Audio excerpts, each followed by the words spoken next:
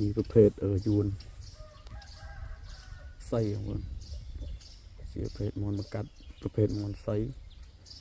គៀរកខ្នងកបងប្អូនមន់នេះជាប្រភេទមន់អត់មានសូវមានគ្រីបខំអីទេមន់នេះជាប្រភេទមន់ដើរសៃរកខ្នងកផ្អប់មុខ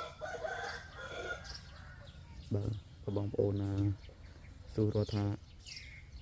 បងយួនបងឯងមិនអត់គ្រីបចឹងមិនប្រភេទមន់យួនបងឯងមិនអត់មានគ្រីបអត់មានបែកវ័យខ្នងវ័យអីចឹងបងប្អូនខ្ញុំសូមប្រាប់ថាបើបងប្អូនចង់បានយួនប្រភេទហ្នឹងបងប្អូនត្រូវគេបងប្អូនហ្នឹងតែបងប្អូនចង់បានយួនខ្ញុំនេះខ្ញុំ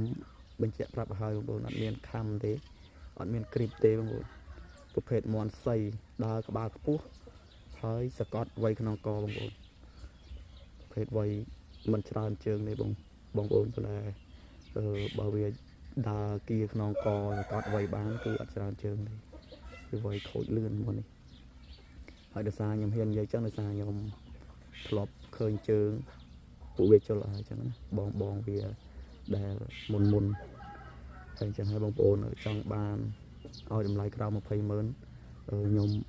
អត់លក់ទេបងប្អូនខ្ញុំសុំទោសផងបងប្អូនដែលឆាតមកច្រើនហើយចង់បានមកនៅពេញចូល200000អីអត់មានទេតែប៉ុណ្នេះអីខ្ញុំលក់មួយ300000អីហើយអញ្ចឹងណាស្អីបងប្អូនចង់បានប្រភេទ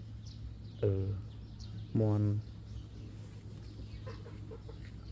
តម្លៃគួរសមអញ្ចឹងអានឹងខ្ញុំមន់មានកម្រិតអញ្ចឹងណាបងប្អូនខ្ញុំមានថាអត់ទេខ្ញុំមានដែរខ្ញុំវាយួនបកយួនតែ1 5 60000 100000អីហ្នឹងមានសម្រាប់ចូលលេងតាមភូមិអីបានអញ្ចឹងតែបើពួកនេះអត់មានទេបងប្អូនប្រភេទនេះគឺជាប្រភេទមន់សៃវ័យខ្នងកផ្អប់មុខអត់មាន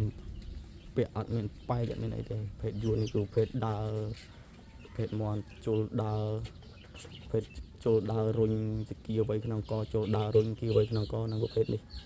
បងប្អូនវាអត់ល្អមើលទេប៉ុន្តែប្រភេទមន់នេះរាំទឹកមកក៏វានៅដើរសៃអញ្ចឹងណាហើយវាវ័យខ្នងកមួយច្បាស់